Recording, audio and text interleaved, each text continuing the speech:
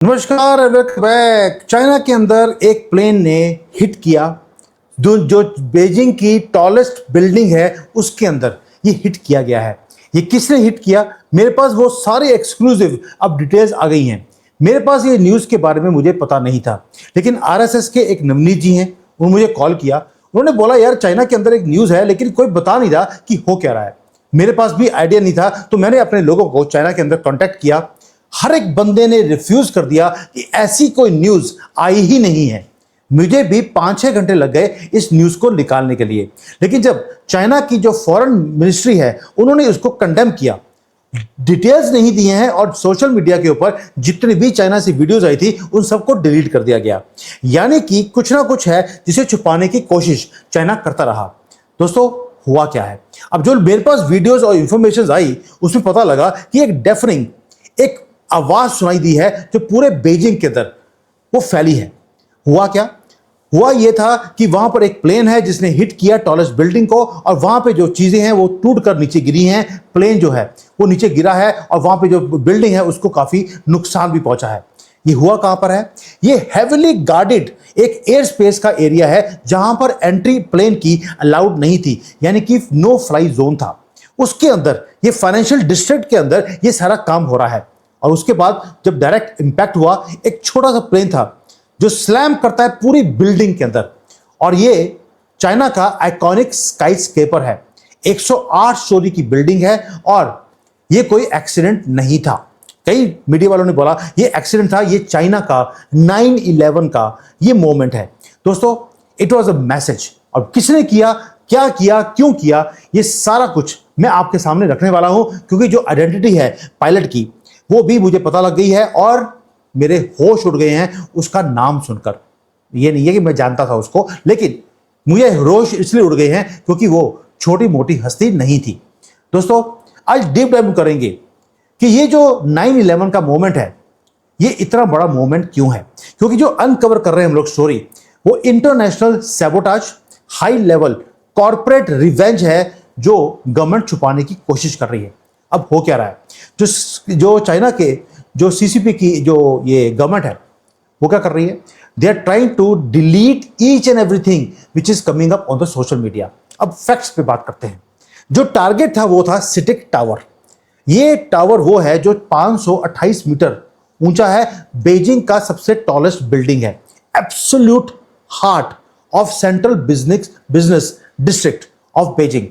अब कि वहां से आप अगर बिल्डिंग की टॉप फ्लोर पे खड़े होंगे, वहां से सीधा आपको क्या दिखता है? शी जिनपिंग का घर भी आपको अंदर तक वो दिखाई देता है। दोस्तों, ये स्ट्रिक्टली नो फ्लाई जोन था, मैंने आपको पहले बताया। तो ऐसा कैसे हो सकता है कि एक लाइट स्पोर्ट्स का जो एयरक्राफ्ट है आराम से आता है और इस बिल्डिंग की जो बीजिंग की जो एयर स्पेस को तोड़ने के बाद उसके बाद ये एंटर करता है और वहां पर जाकर ये स्ट्राइक कर लेता है। जो इमरजेंसी की जो जैसे ये नो फ्लाई जोन्स होते हैं वहां पर इमरजेंसी का पूरा सिस्टम होता है। अगर कोई प्लेन नो फ्लाई जोन में एंटर करे तो इमीडिएटली इंटरसेप्टर्स आते हैं, उस प्लेन को पहले तो डाइवर्ट किया जाता है, नहीं होगा उसको शूट डाउन कर देते हैं। कोई इमरजेंसी रिस्पॉन्स आया ही नहीं, बिकॉज हो सकता है बीजिंग वाले सोचते होंगे कि यार यहाँ पे कौन सा कोई 9/11 होगा, हो गया। अब ये एयरक्राफ्ट था किसका और कर क्या रहा था? ये डोमेस्टिक एक जो होता है इनका अपना खुद का चाइना का बनाया हुआ एक छोटा प्लेन था। वो एक शिफोजी एक एयरपोर्ट है छोटा सा, जहां से प्लेन उड़ाइए और 10 मिनट की ट्रेनिंग फ्लाइट थी। लोग बैठे हुए थे, जो पायलट है उसके पास कुछ और प्लान था, ये कंफर्म्ड है। अब हुआ क्या? वो वहां से उड़ा, वहां पे जाकर उसको पूरा सर्कल करके उसके बाद नीचे लैंड करना था, लेकिन इस प्लेन ने कुछ और किया। वो उड़ा वहां से पूरा घूमकर दोबारा से प्लेन लैंड करने के बजाय वो चला गया इस नो फ्लाई जोन के अंदर, जो बोलते हैं सिटी सेंटर के अंदर। वहां पर जो फ्लाइट का डाटा है वो निकाल दिया, मेरे पास वो भी आ गया है, मैं दिखा नहीं सकता हूं नहीं तो मेरी गर्दन कट जाएगी। लेकिन फ्लाइट का डाटा वो बताता है कि जो प्लेन है वो स्टेडली उड़ता रहा 200 किलोमीटर की स्पीड के ऊपर, कोई सडन ड्रॉप नहीं किया, कोई भी साइन ऑफ मैकेनिकल फेलियर इस प्लेन के अंदर नहीं था कि कभी ऊपर चला गया कभी नीचे आ गया, कुछ नहीं हुआ, बिल्कुल स्मूथली गया है बिल्डिंग के पास। और बिल्डिंग के पास पहुंचने के पास उसने जो अपना ट्रांसपोंडर होता है, ट्रांसपोंडर प्लेन का, उसको ऑफ कर दिया। यानी कि एक क्यू है, ये जानबूझकर किया गया। स्ट्राइक करने से पहले ट्रांसपोंडर बंद किया गया और बहुत ही मुश्किल एंगल पे जाकर, एक पर्टिकुलर एंगल पर जाकर एकदम से लेफ्ट लिया और बिल्डिंग को हिट कर दिया डायरेक्टली। अब जो स्काई है बिल्कुल क्रिस्टल क्लियर था, ब्लू स्काई था और लोगों को आसानी से दिख गया कि हुआ क्या है। दोस्तों, एक सुसाइड मिशन था जो किया गया। अब अपने आप को प्रिपेयर कर लीजिए उस बॉम्ब शेल के लिए जो मैंने आपको पहले बताया था। जो नाम आ रहा है बाहर, वो आ रहा है लियू जुन हुआ। अब ये था कौन? बंदा था, बंदी थी, क्या था? दोस्तों, अब पूरा का पूरा इंटरनेट हमने छान लिया बहुत पता करने के लिए ये कौन है। ये हाई रैंकिंग फीमेल एग्जेक्टिव है जिस बिल्डिंग के अंदर इसने जाकर हिट किया है। उसी बिल्डिंग के अंदर सिटी बैंक में ये लेडी काम करती थी। हाई प्रोफाइल, बिल्कुल हाई रैंकिंग ऑफिसर है ये बैंक के अंदर। और इस लेडी ने किया क्या? उस बिल्डिंग के अंदर ये कई सालों से काम कर रही थी। जो अल्ट्रा हाई नेटवर्थ के लोग हैं, ये उस क्लाइंट्स को के अकाउंट्स को ये हैंडल करती थी फाइनेंशियल मार्केट्स के अंदर। अब जो प्लेन जो क्रैश किया गया है वो कहां किया है? जहां पर ग्लोबल हेडक्वार्टर्स है सिटी ग्रुप का, बिल्कुल उसी ऑफिस में, उसी एंगल पे जाकर उसने हिट किया है। ये कोइंसिडेंस नहीं हो सकता। एक लेडी जो सिटी ग्रुप के अंदर काम करती है, पूरी बिल्डिंग के अंदर एक ही जगह है जहां पर उनका कॉर्पोरेट का हेडक्वार्टर्स है, वहीं जाकर वो हिट करती है। उसने ट्रेनिंग ली पहले, उसने पूरे कोऑर्डिनेट्स देखे और फिर स्ट्राइक किया अपने ही ऑफिस को। इसको बोलते हैं, जो कनेक्शन है वो बिल्कुल ट्रू है।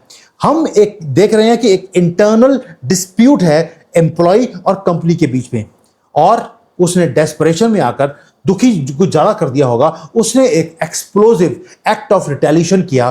कंपनी जो चाइना का मोस्ट पावरफुल फाइनेंशियल टाइटन है, ये छोटा मोटा बैंक नहीं है, सिटी बैंक चाइना का, वहीं पे जाके हेडक्वार्टर्स में उसने हिट किया।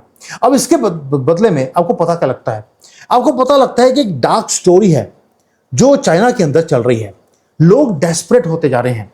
मैंने देखा कई बार, पहले यहां पर बड़ी शांति थी जब आप सड़कों पे गाड़ी चलाते हैं। अभी जो राउडीपन है वो बीच में से निकल गया, एक दूसरे को गालियां निकालनी शुरू कर दी, हिट करना शुरू कर दिया, आपको सड़कों पे दिखना शुरू हो गया है। यानी कि जो आपकी डेस्परेशन है लोगों की, उनको दबा के रखा है, या उनकी फाइनेंशियल सिस्टम या हालत खराब है, अब उन्होंने सड़कों पे लड़ाई करनी शुरू कर दी है। But why now? क्वेश्चन है कि सब कुछ हो क्यों रहा है? डेस्परेशन इसलिए दोस्तों क्योंकि इकोनॉमी नहीं चल रही।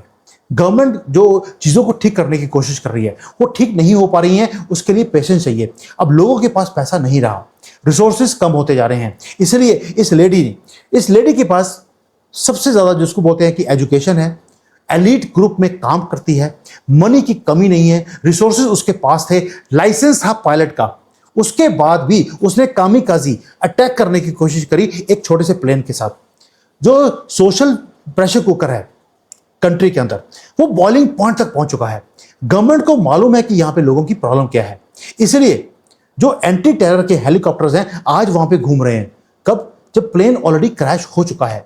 जितने भी वीडियोस हैं, जितनी पोस्ट हैं, सारा कुछ चाइना ने वाइप आउट कर दिया। तभी मुझे देर लग गया इस सारी न्यूज को निकालने के लिए। दोस्तों, सेंसर किया जा रहा है फुटेज को। अब जब चाइना के अंदर के लोग ये काम करें, उसके बाद ही इसको सेंसर किया जाता है, ताकि दुनिया में कहीं ये इंफॉर्मेशन ना चली जाए कि यहाँ के लोग अब जो हाई राइज बिल्डिंग्स है उसके अंदर उन्होंने अटैक करना शुरू कर दिया। लेकिन आप प्लेन की न्यूज को आप हाइड कर सकते हैं, लेकिन 528 मीटर ऊंची बिल्डिंग में जो अटैक हुआ है, वहां पे नुकसान हुआ है, उसको आप हाइड कैसे करेंगे? हर रोज फोटोज अब बाहर निकलेंगी। लेकिन जो क्योस है वो सिर्फ बीजिंग में स्टॉप नहीं होता। ये जो क्योस है वो कनाडा में भी पहुंच गया। वो कैसे? दोस्तों, जो चाइनीज लोग हैं अब उन्होंने आर्ट एंड क्राफ्ट को, परफॉर्मेंसेस को यूज करना शुरू कर दिया चाइना के खिलाफ। वहां पर एक शेनयून करके एक बहुत बड़ा ग्रुप है, मैंने पहले भी डिस्कस किया था, वो वहां पे जाके कनाडा में वहां पे परफॉर्म कर रहे हैं कि चाइना जो है कम्युनिस्ट पार्टी के आने से पहले वो कितना खुशहाल था, लोग कितने खुश थे, किसी को चिंता करने की जरूरत नहीं थी। कम्युनिस्ट पार्टी के आने के बाद उनकी जिंदगी नर्क हो चुकी है। Now they are giving this world class एक परफॉर्मेंस ऑन द स्टेज, और जो ऑडियंस है दे आर मैस्मराइज्ड। लोग रोकर बाहर निकलते हैं कि किस तरह से लोगों को दबाया गया है। इसलिए जो ये एक लेडी जिसने अपना बिल्कुल फियर छोड़ दिया, यही कॉर्पोरेट की लेडी सिटिक ग्रुप में जाकर जब उसने हिट किया, ये ग्रुप जो दुनिया में जाकर वो परफॉर्मेंसेस कर रहे हैं, इसका मतलब है कि लोगों का बॉइलिंग पॉइंट अब बाहर आ गया है। अब वो बाहर निकलकर अपने गुस्से को वो बाहर दर्शाना चाहते हैं। लेकिन अगर यहां पे चाइना में ये हुआ है कि इनकी धरती हिल गई, तो दोस्तों 2-4 न्यूज और हैं, वो भी बता दूं आपको जल्दी से। धरती पूरे दुनिया की वो हिलती जा रही है। आप देखिए आज हो क्या रहा है। अगर आप देखेंगे हर रोज न्यूज क्या आ रही है, वेनेजुएला में अर्थक्वेक आ गया 7.5 रिक्टर स्केल का। आपको मालूम है वहां पे 1 लाख से ज्यादा लोगों के मरने की खबर है। उसके बाद जो एक और मैसिव 6.5 मैग्नीट्यूड का वो आ गया फिलीपींस के अंदर। अभी उसकी न्यूज खत्म हुई थी तो पता लग गया कि सुनामी की वार्निंग आ गई है। क्यों? क्योंकि जो अर्थक्वेक्स हैं वो सुनामी लेके आ सकते हैं। और उसी मोमेंट पे एक और चीज पता लगा कि यार वहां पे जो बिल्डिंग्स हैं वो पूरी की पूरी डेवास्टेटिंग वे से वो हिलनी शुरू हो गई हैं। अभी ये खत्म हुआ नहीं था तो जापान से न्यूज आ गया कि वहां पर भी एक अर्थक्वेक आ गया है। माउंट फूजी हजारों सालों से वो शांत बैठा हुआ था, वहां पे वॉल्केनो फूटने का डर है। आप देखिए पूरे दुनिया में वो उथल पुथल है। वो सिर्फ चाइना की बात नहीं है, ग्राउंड साउथ अमेरिका से लेकर एशिया तक वो पूरा हिल रहा है। People are now talking. एक प्रोफेसी था कि 2026 में सूर्य ग्रहण लगा है शुरुआत में। ये पूरा साल अर्थक्वेक्स, वॉल्केनोज, हजारों सालों से जो अर्थक्वेक ये वॉल्केनो जो बंद था उसके फूटने का डर है। दैट मीन्स एक प्रोफेसी क्या बोलती है, जब आपके जो रूलर्स हैं, जो मंत्री हैं, आपका जो प्रधानमंत्री प्रेसिडेंट्स हैं, जब वो मैंडेट लूज कर देते हैं, लोगों का विश्वास खत्म हो जाता है, तो हेवन के लोग आपको पनिश करते हैं। वही काम अब होना शुरू हो गया। अब आप देखिए सबसे ज्यादा करप्ट कंट्रीज कौन सी हैं? Venezuela, south America. इधर से जापान के हर 6 महीने बाद प्रधानमंत्री किसी न किसी करप्शन के चक्कर में वो चेंज हो जाता है। सब जगह पे स्यापा पड़ा हुआ है। दोस्तों जो टाइमिंग है डिजास्टर्स की वो इम्पॉसिबल है इग्नोर करना। इसलिए बोल रहा हूं, जहां पर फिजिकल ग्राउंड शेक नहीं हो रहा, सिर्फ ग्लोबल इकोनॉमी है वो फ्रैक्चर हो रही है। एक और चीज बता रहा हूं आपको, ये न्यूज है जो इंडियन मीडिया ने कवर नहीं किया लेकिन इंपॉर्टेंट है। वॉक्सवैगन कंपनी आपको मालूम है बहुत बड़ी जर्मनी का ऑटो मैन्युफैक्चरिंग का हब है। वो अपनी फैक्ट्रीज को बंद कर रहे हैं। वॉक्सवैगन अपनी फैक्ट्रीज को बंद करने के बाद उसने बोल दिया कि वो कम से कम 10 से लेकर 20,000 लोगों को पूरे दुनिया में से वो जॉब्स में से बाहर निकाल देगा। बहुत भारतीय हैं जो वॉक्सवैगन में काम करते हैं। ये स्तंभ है, ये पिलर है जर्मनी की ऑटोमोबाइल इंडस्ट्री का। 4 मेजर फैक्ट्रीज वो बंद करने वाला है क्योंकि उन्होंने क्या बोला, हमारी कॉस्ट बढ़ती जा रही है, अमेरिका ने टैरिफ्स लगा दिए, हम गाड़ियां बेच नहीं पा रहे, और चाइना की जो इलेक्ट्रिक व्हीकल्स हैं उन्होंने पूरे दुनिया के कंपटीशन को खत्म करके रख दिया। इसलिए अब हो क्या रहा है, जो ये कंपनीज हैं वो उन्होंने इन्वेस्टमेंट्स बंद कर दिए। इवन जो इनका सिस्टर ब्रांड है ऑडी, आपको मालूम है 2 बहुत बड़ी कंपनीज वॉक्सवैगन और ऑडी, ऑडी ने भी बोल दिया वो अपनी 2 फैक्ट्रीज को बंद करने वाला है। यानी कि जर्मनी का ऑटो डोमिनेंस वो खत्म होने वाली है, इवेपोरेट होने वाली है।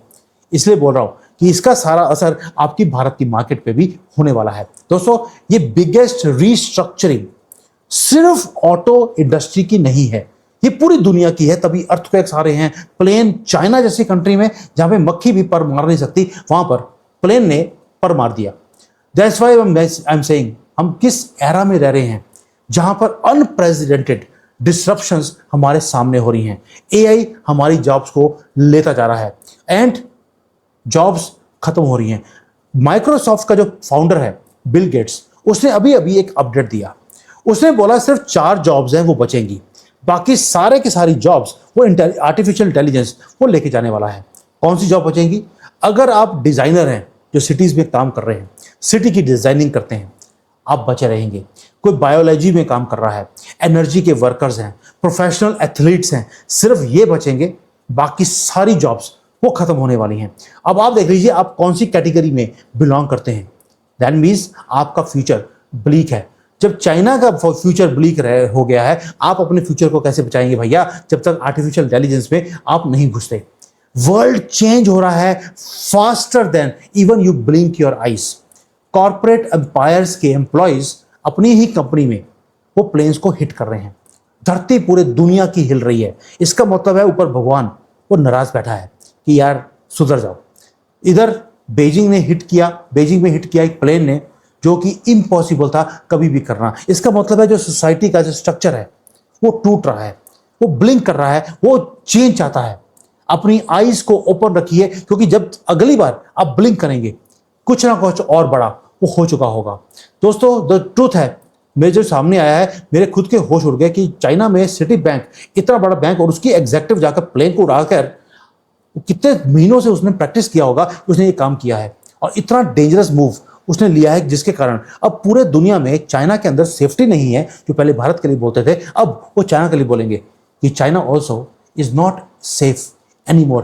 मतलब कि मैं इधर आया हूं, जब भी मैं पहले दुबई में गया तो वहां पे युद्ध शुरू हो गया, अभी मैं वहां से छोड़ के यहां पर आया हूं तो चाइना में युद्ध शुरू हो गया। मुझे लगता है मैं यहां पे आया हूं कहीं पाकिस्तान के साथ युद्ध ना शुरू हो जाए, इसलिए मैं वीडियो बंद कर रहा हूं। थैंक यू, जय हिंद, वंदे मातरम।